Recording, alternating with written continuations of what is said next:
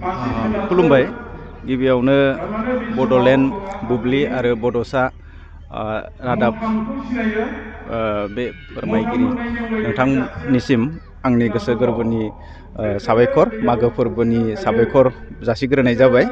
जोङो दिनै थेबरमुर बे गामियाव बाथौ धोरोमजों लोब्बा लाखिनानै से मागो फोरबो फालिथायखौ 2002 मायथाइनि 1 मागो खालि गायसनजेनदोंमोन आरो बेबायदिनो फैयै फैयै दिनै 25थि बे 1 मागो फोरबो फालिथाया रुफाथि मायथाइयाव हाबबाय। दा बे रुफाथि मायथाइ फोरबो फालिथायाव दिनै जोङो बे ओनसोलनि गासै बाथौ धोरोम सिबियारि रायजो राजाखौ लानानै साननैनि हाबाफारिजों खुंनाय बे हाबाफारियाव दिनै गेवलां मेल खुंदों।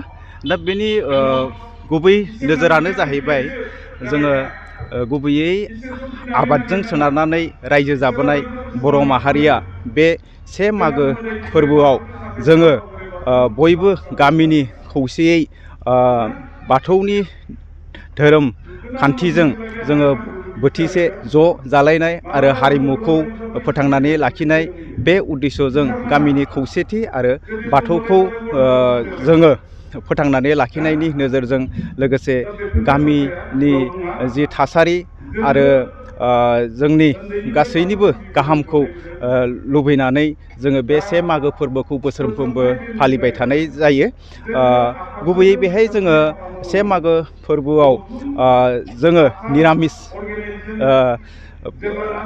माबा जानाय जायो, खौसेयै जोङो बेहाय लावखार ओंखाम बे फोरबोखौ लाखिनो थाखाय, बे नेमखान्थिखौ लाखिनो थाखाय जोङो खौसेयै बे हाबाफारिखौ लाबाय थायो बोसोरफ्रोमबो।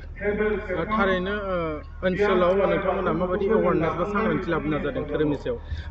धोरोमनि सायाव जोङो गुबैयै जोंनि ओनसोलनि आरो गामिनि साननो गोरों सुबुंफोरा जोंनि बाथौ धोरोमखौ फोथांनानै लाखिनो थाखाय जों मोनसे अर्गेनाइज महराव, फोसाबथाय महराव लाबोनो थाखाय बे बाथौ थानसालिखौ गायसनजानाय जादोंमोन। नाथाय बे नङा जे जोंनि गामिया 2002 मायथाइनिफ्रायसो बाथौ धोरोमखौ फालिबोदों, बे नङा। बेनि आगोलावबो जोंनि गामिनि आबै आबौमोना बाथौ धोरोमजोंनो गोदोनिफ्रायनो रायजो जाबोदों। नाथाय गोदोनि बाथौ धोरोमनि फालिनाय जि नेमखान्थि, बे नेमखान्थिया जोङो बाथौ थानसालि गायसनजेननायनिफ्राय एसे फोसाबथाय महराव फैदों आरो बे फोसाबथाय महरनि बाथौ नेमखान्थिजोंनो दिनै जोंनि गामिखौ जोङो गोबां फोसाबथायाव लाबोनो हादों होननानै आङो सानो। मानोना जोंनि बर' गामिफोराव गोदो गोदायनि जि रिति निति, जे बोलि होनाय, दाउसा माबा माबि, बे नेमखान्थिजों बाथौ धोरोमखौ फालिबोदोंमोन आरो लोगोसे आबादजों जिउ खुंनानै रायजो जाबोनाय बर' माहारियाव जौ, बे सेरेब, बे लोंनाय हुदाफोराबो गोबाङैनो दङमोन। नाथाय बाथौ थानसालि गायसननायनि उनावहाय जोंनि बयबो बाथौ धोरोमनि सोमोन्दै जि फोरोंथाइ होनाय, बे फोरोंथाइ होनायजों गावबा गावनि सावस्रिनि सायाव सांग्रांथि फैदों आरो न'खर आरो गावनि गथ' गथायखौ फोरोंथाइ होनायाव सांग्रांथि जादों। बे लेखायै जोंनि गामिया जोबोद आगोलनि रुजुनायाव मोनसे मोजां थासारियाव फैदों होननानै आङो सानो। जोङो देग्लाय रुफाथि मायथाइ फोरबो फालिथाय हिसाबै साननैनि हाबाफारि 15 आरो 16 खालारै दिनै गेवलां मेल। बे साननैनि हाबाफारियाव जोङो गिबि 15 खालार खालि मैयानि दिनावहाय जोङो उन्दै उन्दै फरायसा फरायसुलि आरो जोंनि रायजोनि बिमाफोर, ओरैहाय बिथांमोननि बादायलायनाय खेला गेलेमु बे हाबाफारिखौ लादों आरो थुनलाइयारि बादायलायनाय, उन्दै उन्दै गथ'साफोरनि कलेज लेभेलसिम खन्थाइ आवरायनाय आरो बेबायदिनो बाथ्रा दान्थेलायनाय, बेबायदि हाबाफारि जोङो लादों। बेफोरनि नोजोरानो जाहैबाय जोंनि उन्दै उन्दै फरायफुनाय फरायसा बिथांमोनखौ जाहाथे जोंनि समाजनि फारसे सांग्रां जायो आरो लेखा फरायाव जाहाथे बिथांमोना गोसो होनो हायो बे फारसे नोजोर बोनानै आरो नुदों जोंनि गामि ओनसोलफ्राव उन्दै उन्दै फरायसुला फरायसुलिफ्रा बेबायदि मिथिं आखारै बाथ्रा बुंनो माने एसे माबा मोनो आरो लाजिनाय मोनो दा बेबायदि फोरबो खुंबाय थानायनिफ्राय जोंनि गामिनि जे उन्दै उन्दै प्राइमारि लेभेलनिफ्राय कलेज लेभेलसिम बिथांमोननि साहसखौ जोङो बाख्नायनांगोन आरो बिथांमोना स्पिकाराव बा बेबायदि मेल मिथिङाव बाथ्रा बुंनायनि रोंगौथिखौ जोंनि गामि ओनसोलनिफ्रायनो रुट लेभेलनिफ्रायनो मोनबोदों आरो बे लेखायैनो जोंनि ओनसोलफोराव बेबायदिनो दुलाराय बर' फरायसा आफादनियानो जा बा बायदि बायदि कलेज लेभेलनि बेबायदि थुनलाइयारि बादायलायनायानो जा माने गोबां बेबायदि बान्थाबो मोनबोदों आरो माने फरायसुला फरायसुलिफोरा माने सोलोंथाइ बिथिङाव मोनसे कम्पिटिटिभ माइन्ड बेखौ होनो हादों होननानै आङो सानो। बे हाबाफारियाव गाहाय आलासि महरै सोरबा गाहाय आलासि महरै जोंनि दुलाराय बाथौ गौथुमनि गाहाय फोसावदिं नेहाथारि बिथां लखिराम बसुमतारी बिथांखौ जोङो गाहाय आलासि महरै लिंहरदों आरो लोगोसे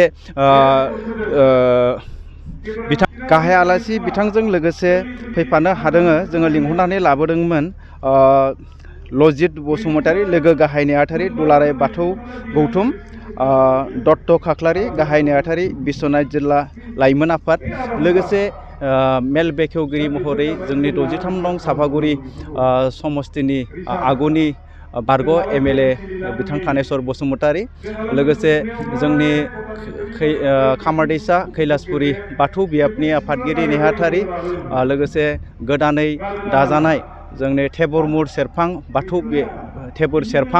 बाथौ बियाबनि आफादगिरि नेहाथारि लोगोसे बे ओनसोलनि गंफ्रोमबो गामिनि आफादगिरि नेहाथारिजों लोगोसे बाथौ आर'ज हान्जा बिथांमोनखौ जोङो लिंहरनानै लाबोदों।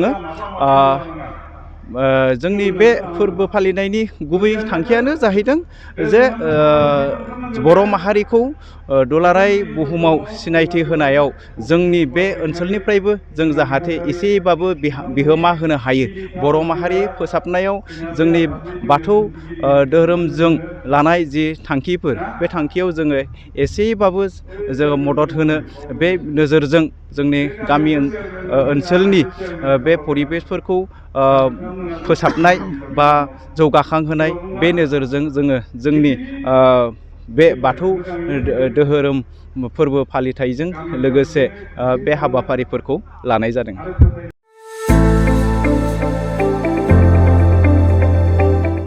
गोजोनथाव खौरां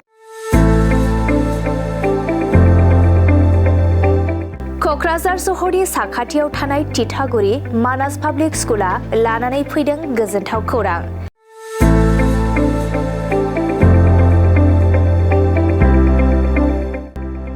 मानास पाब्लिक स्कुला गुन गोनां सोलोंथाइ बोसोरनि नार्सारिनिफ्राय थाखो 9 सिम फरायसा फरायसुलिफोरनि गोदानै 2026-27 मायथाइनि गोदानै मुं थिसननायनि खाबुफोर होगासिनो दं। गुन गोनां सोलोंथाइ होनायजों लोगोसे तितागुरि मानास पाब्लिक स्कुलाव basic computer education, English speaking environment आरो मोजां सोलोंथाइ गोनां फोरोंगिरिफोर दं।